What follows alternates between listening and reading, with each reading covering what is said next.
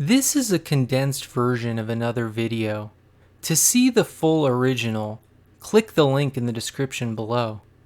The first place where the numbering of the chapters could matter is in Isaiah 52 and Isaiah 53. Beginning in verse 13, it says, "See, my servant will act wisely. He will be raised and lifted up and highly exalted.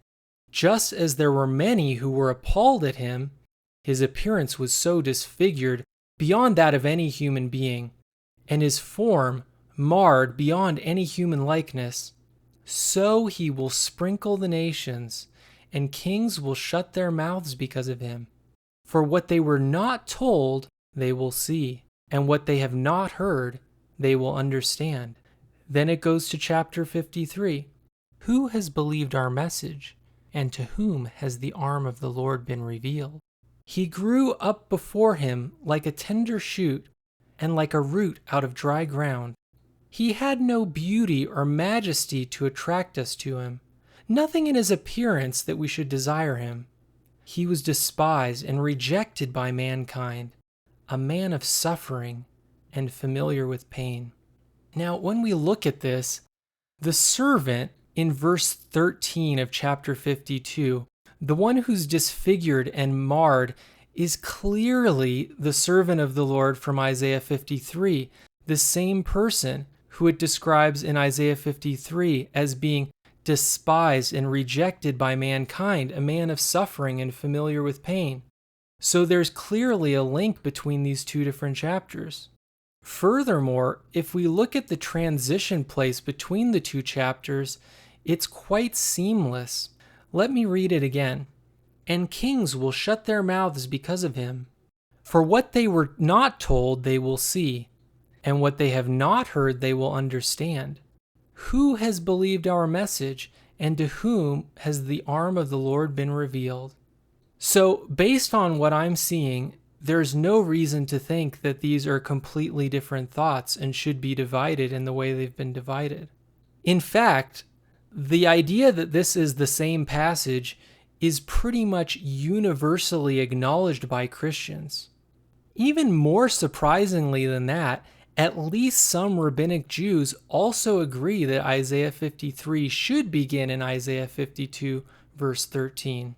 Now, any time they agree with us on something, we should take it seriously, especially if it's about Isaiah 53. I consider this to be a strong example, and we might reasonably conclude that they simply divided the chapters in the wrong place. More on this later. A couple of other quick examples that I won't go into in detail. Isaiah 9 seems linked to the darkness theme at the end of chapter 8. So basically, Isaiah 9 is a very important passage talking about how light has come upon the people through Messiah.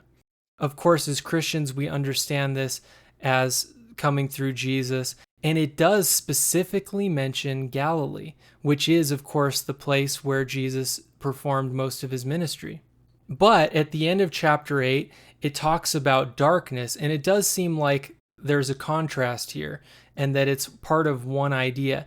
Now, it is true that the topic does seem a little bit distant from the idea of Messiah, and frankly, it can be a little bit hard to understand. So I admit that this example is somewhat debatable, but I think it is more likely than not that these should be linked together. We all know that Genesis 1 talks about the 7 days of creation, right? Well, inexplicably, chapter 1 ends at day 6, and then pushes day 7 into the beginning of chapter 2.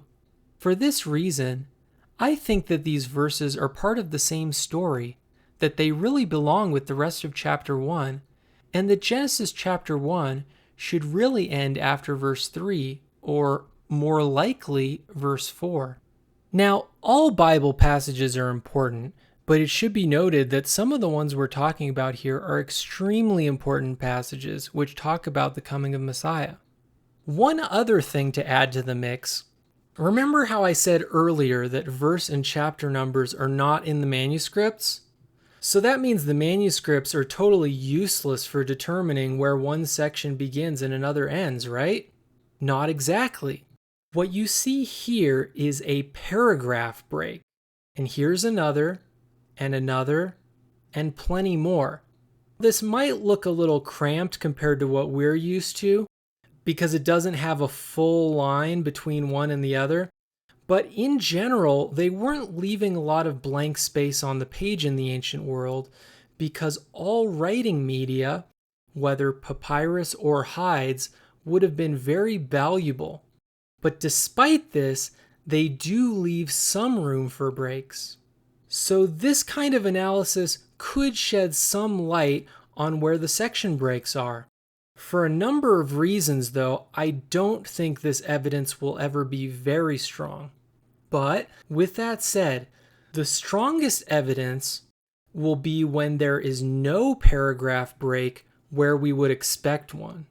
But even then, I don't think it would prove much on its own, but it definitely is something to keep in mind.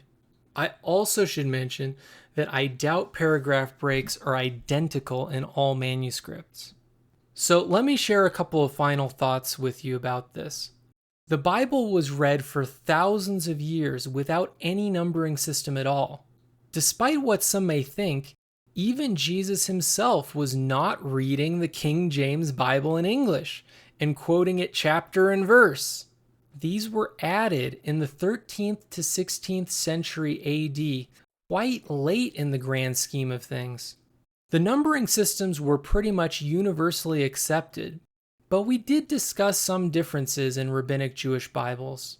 Mostly the verse and chapter divisions are good and maintain the logical flow of the text, but there are a few exceptions.